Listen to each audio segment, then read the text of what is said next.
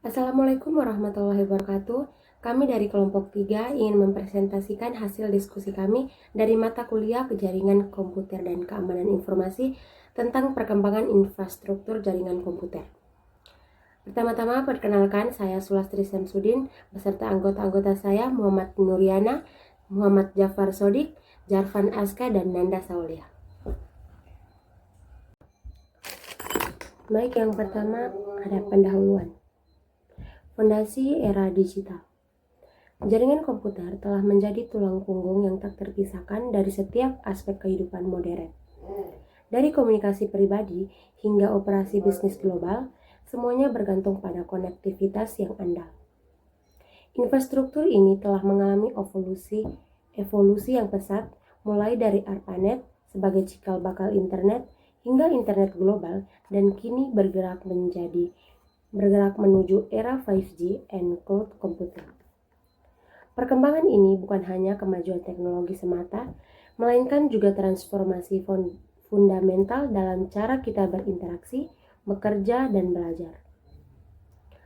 Bagi mahasiswa teknik informatika, pemahaman mendalam tentang evolusi dan dinamika infrastruktur jaringan sangat relevan dan krusial. Ini adalah bidang yang terus berkembang, menawarkan peluang tak terbatas bagi inovasi dan kontribusi. Nah, selanjutnya saya akan menjelaskan mengenai evolusi jaringan komputer mulai dari ARPANET hingga 5G. Pada tahun 1969, ARPANET menjadi awal mula internet. Saat itu, Departemen Pertahanan Amerika Serikat mengembangkan jaringan packet switching pertama yang kemudian menjadi pondasi lahirnya internet modern. Lalu memasuki era 1980-an, mulailah berkembang Local Area Network atau LAN dan Wide Area Network atau WAN. Nah, LAN ini digunakan untuk menghubungkan komputer dalam suatu area terbatas, misalnya di kantor ataupun kampus. Sedangkan WAN memungkinkan koneksi antar institusi dalam jangkauan yang lebih luas. Berikutnya, di tahun 1990-an, muncullah World Wide Web atau WWW yang membuat internet mulai diadopsi secara massal. Kehadiran web benar-benar mengubah cara kita berkomunikasi dan membuka akses informasi yang lebih global. Memasuki awal 1980-an, teknologi jaringan meningkat dengan hadirnya fiber optik dan broadband. Inilah yang membuat akses internet menjadi lebih cepat, stabil, dan mendukung berbagai layanan multimedia. Dan sekarang kita sudah berada di era 5G, Internet of Things atau IoT, dan cloud computing. Teknologi 5G menghadirkan konektivitas super cepat, IoT memungkinkan berbagai perangkat saling terhubung, dan cloud menjadi pusat penyimpanan serta pengolahan data dalam skala besar. Selanjutnya, saya juga akan menjelaskan mengenai komponen utama infrastruktur jaringan. Yang pertama ada media transmisi. Pada awalnya, jaringan menggunakan kabel tembaga tradisional, namun seiring perkembangan teknologi, media transmisi bergeser ke fiber optik yang mampu menawarkan kecepatan serta kapasitas data yang jauh lebih tinggi. Yang kedua, perangkat jaringan. Perangkat seperti router, switch, dan hub berfungsi sebagai otak jaringan. Perangkat ini mengarahkan lalu lintas data dan menghubungkan berbagai perangkat agar komunikasi dapat berlangsung dengan baik. Yang ketiga, ada pusat data dan server.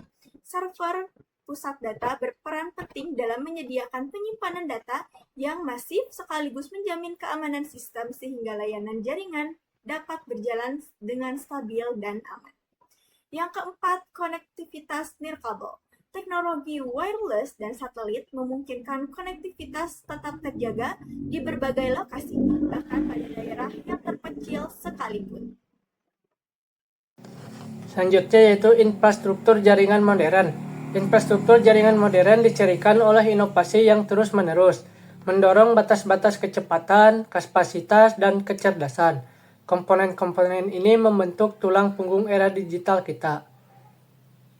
Yang pertama yaitu fiber optik bawah laut.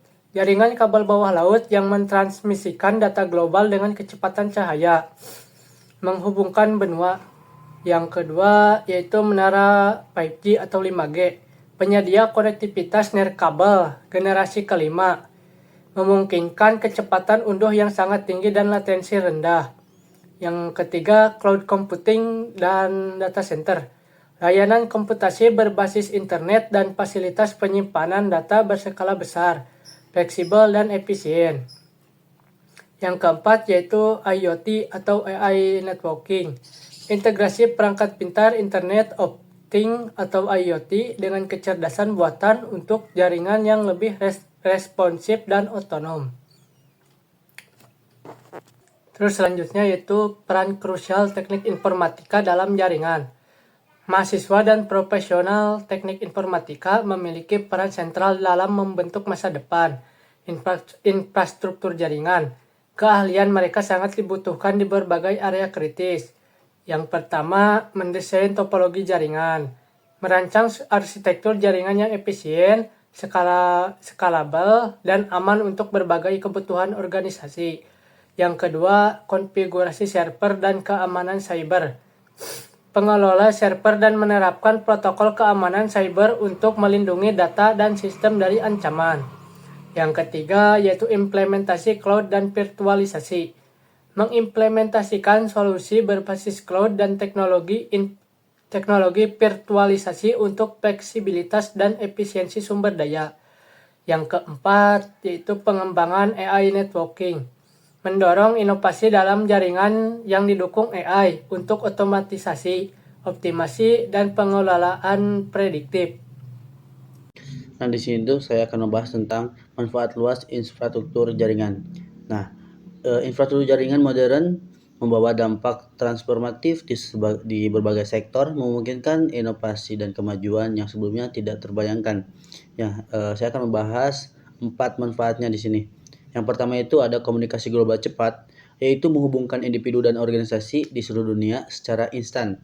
Nah, kita langsung aja masuk ke yang kedua, smart city dan IoT. Yaitu mewujudkan kota cerdas dengan perangkat terhubung untuk efisiensi kota. Nah, terus kita lanjut lagi yang ketiga itu tentang pendidikan online dan riset, yaitu akses ke pengetahuan dan kolaborasi riset tanpa batas geografis. Nah, yang terakhir itu ada e-commerce, yaitu dan gaming online, yaitu mendorong pertumbuhan ekonomi digital dan hiburan interaktif. Nah, langsung lagi kita lanjut ke tentang tantangan infrastruktur jaringan saat ini. Nah, meskipun kemajuan pesat, infrastruktur jaringan menghadapi serangkaian tantangan signifikan yang memerlukan solusi inovatif dan berkelanjutan. Nah, di sini saya akan bahas 4, yaitu ada yang pertama itu ada tentang cyber security dan ancaman hacker, yaitu perlindungan terhadap serangan siber yang semakin canggih dan evolusi ancaman keamanan. Yang kedua itu ada tentang kebutuhan bandwidth meningkat. Permintaannya itu permintaan data yang terus melonjak, membutuhkan kapasitas jaringan yang lebih besar dan cepat. Terus yang ketiga itu biaya pembangunan infrastruktur tinggi, yaitu investasi besar diperlukan untuk membangun dan memelihara jaringan canggih. Nah, yang terakhir itu ada isu privasi data. Nah, perlindungan informasi pribadi pengguna menjadi sangat penting di era digital ini gitu kan. Assalamualaikum warahmatullahi wabarakatuh. Nama saya Muhammad Jafar Saudik. Nah, di sini saya kebagian di slide 9, yaitu slide 9 yang dimana akan sedikit menjelaskan masa depan infrastruktur jaringan. Nah, masa depan infrastruktur jaringan menjanjikan inovasi yang akan merevolusi konektivitas, didorong oleh teknologi mutakhir dan visi yang jauh ke depan. Nah, di sini tuh masa depan infrastruktur jaringan itu ada 4. Yang pertama itu quantum networking. Nah, quantum networking ini memanfaatkan prinsip mekanika kuantum untuk komunikasi yang sangat aman dan ultra cepat. Nah, jadi di quantum networking ini memanfaatkan prinsip mekanika kuantum ya. Di sini itu jadi keamanan dan kecepatan jaringan itu sangat diperhatikan. Nah, untuk lanjut yang kedua itu ada 6G dan satelit global. dalam kurung Starlink ya kan. Nah, ternyata 6G dan satelit global ini sekarang itu sudah ada, salah satunya itu Starlink. Nah, Starlink ini jaringannya itu sangat luas gitu, mencakup seluruh dunia.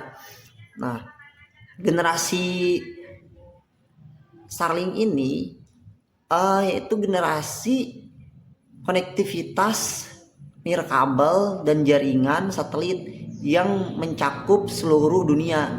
Dan apa yang saya katakan barusan tadi gitu kan, nah, Starlink ini mencakup seluruh dunia gitu. Bahkan ketika kita ada di suatu wilayah yang jaringannya itu tidak ada sama sekali dan kita menggunakan Starlink, itu otomatis akan ada jaringan internet gitu kan, ataupun jaringan-jaringan nirkabel lainnya.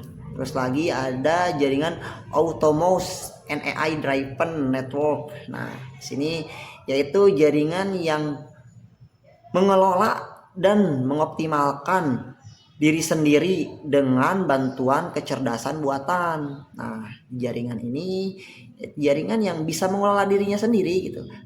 Terus kenapa ini bisa mengelola dirinya sendiri? Ya karena ini dirancang dan memakai AI ataupun kecerdasan buatan gitu kan.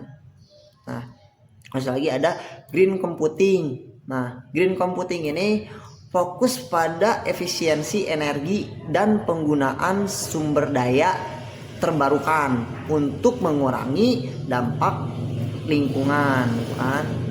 Nah, di green computing ini itu fokusnya itu kepada efisiensi energi dan penggunaan sumber daya terbarukan. Nah, jadi